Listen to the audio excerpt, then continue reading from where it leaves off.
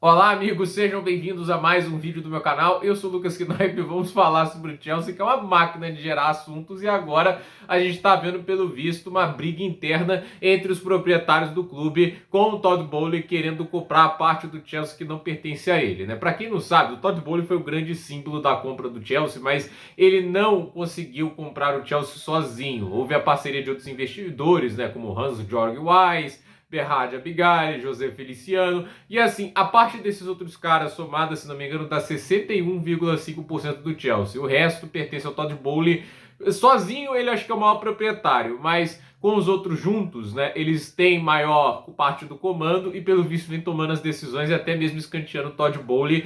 E até um pouco curioso, né, porque o Chelsea começa essa gestão do Todd Boehly, né, mal nas transferências, mas com um perfil muito diferente de agora. Não era necessariamente trazer jogadores jovens, né, para pensando daqui a 5, 6, 7 anos. Talvez estivesse no projeto, mas no início eles tentam contratar alguns veteranos também, né? Não é apenas você trazer os jogadores do futuro e pensar no presente. A questão é que foi mal conduzido, as escolhas foram ruins. O problema para mim não foi a ideia. A ideia ela é ok, você tem que ter equilíbrio, mas a questão é, deu tão errado, né? Os jogadores foram todos muito mal, né? Sterling, Aubameyang, Koulibaly, entende? Nenhum deles foi bem, ao ponto de que mudou o Chelsea para uma guinada, onde só se investe em jovens talentos, jogadores que recebem salários baixos, porque os salários grandes, tanto do Koulibaly, do Sterling, viraram grandes problemas para a equipe. Então, assim, meio que virou essa chave do Chelsea para que hoje, assim, acabe fazendo com que o Chelsea vá atrás de jovens talentos desacreditados, como é o caso do Sancho e do João Félix. Pode dar certo se o técnico souber trabalhar, mas nunca se sabe.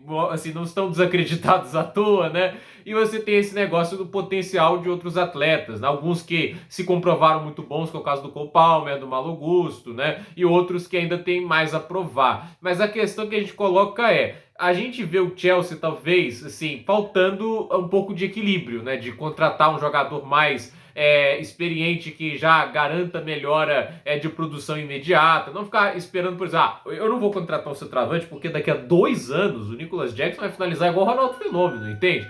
Não tem como saber. Mas muitas vezes o Chelsea não está investindo em algumas posições carentes porque acredita no potencial de certos atletas. Eu não acho que clubes assim têm o direito e o luxo de esperar que coisas acontecem, ainda mais quando há grandes oportunidades de mercado, e o Chelsea já deixou algumas passarem. Então, eu acredito assim que o Todd Boehly talvez não esteja tão satisfeito da maneira que as coisas estejam sendo geridas no Chelsea e a maneira que assim o gasto desenfreado tem até freado planos como a construção de um novo estádio. E isso vira até uma necessidade para o Chelsea, porque dos clubes Big Six, o Chelsea tem o menor estádio, né? O Stamford Bridge é muito antigo, entende?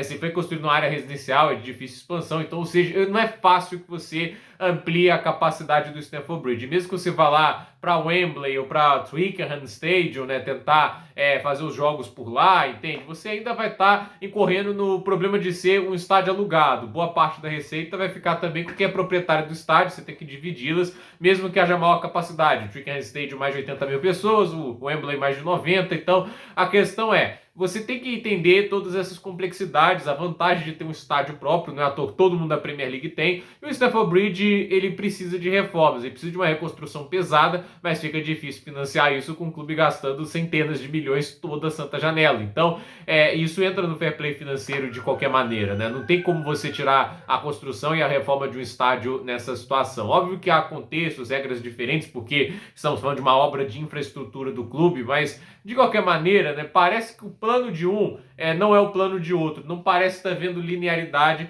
e é por isso que parece que está tendo essas brigas internas. E a questão é, quem ganha nessa briga? O Todd Boehly compra o resto do Chelsea ou o resto ali, o José Feliciano, o Berhard Abigail vão lá e compram uma parte do Todd Boehly? Porque não é normal que grandes fontes da imprensa inglesa noticiam tudo isso de uma vez. Não é normal que esse tipo de coisa vá à imprensa. Vamos ver. Segundo o que estão dizendo, o Todd Boehly está disposto a pagar 2,5 bilhões de libras esterlinas para comprar a fatia do clube que pertence ao Berhard Abigail. E, se não me engano, isso é mais do que o Abramovich na porcentagem, se for colocar em comparação, do que foi pago o Abramovich para tirar o clube dele. Então, assim, é uma oferta ok e talvez ele consiga ter mais dinheiro, mas pelo visto tem gente que pode ajudar o Todd Boehly a fazer isso, mas também dependeria da boa vontade do Berhard Abigail, né, de outros investidores de abrirem mão do clube, obviamente recebendo uma bolada de dinheiro, curioso para ver o que acontece, mas é obviamente mais uma coisa para o noticiário do Chelsea, né? E o que eu posso dizer é que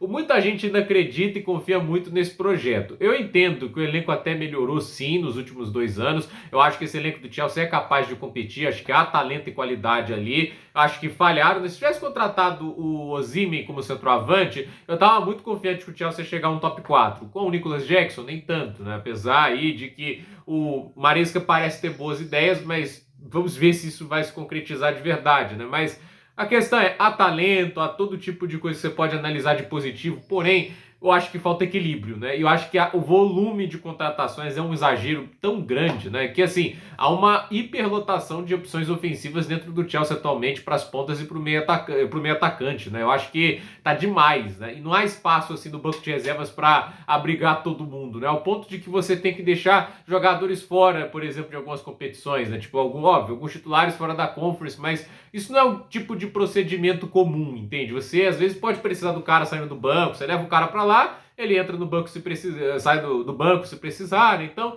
é o tipo de coisa que a gente fica pensando, será que vai dar certo? Quanto de tempo vai ter João Félix, Sancho, né? Porque, tipo, jogadores que há tempos atrás você contratava para ser titular e não para ser um reserva de ocasião. Terá como o Chelsea ter um titular absoluto, além do Cole Palmer? Será que o Christopher Nkunku vai ter que ser titular em Copas e reserva na Premier League? Que eu acho um absurdo, mas sim, é o que tá dando a entender agora. Porque quando você incha demais o elenco dessa forma, fica difícil. Então, o cara tem que trabalhar desse jeito, a ver o que vai acontecer. Eu tô muito curioso para ver se isso vai realmente ganhar força, se o Todd Bowley vai realmente tentar tomar um clube só para ele, mas assim, para mim há obviamente um clima de confusão dentro do Chelsea. Para mim é um projeto que está muito perdido. Eu não sei até que ponto, por exemplo, será que alguém dentro do Chelsea, né, quando você tem tudo que vai na imprensa, o Chelsea não quis oferecer acho que mais que 150 mil libras e bônus pro Osimhen, que é metade do que ele ganha mais ou menos. Então assim, será que não tinha alguém dentro do Chelsea que queria mais, entende? Pagaria mais por ele, né? Só que terá gente que discorda da estrutura salarial, tem gente que concorda. Eu acho que quando você tem esse clima divisivo dentro da equipe, dificilmente esse negócio tende a engrenar da maneira que se pensa. Então, curioso para ver o que acontece nos próximos capítulos, porque eu acho difícil uma notícia desse tamanho,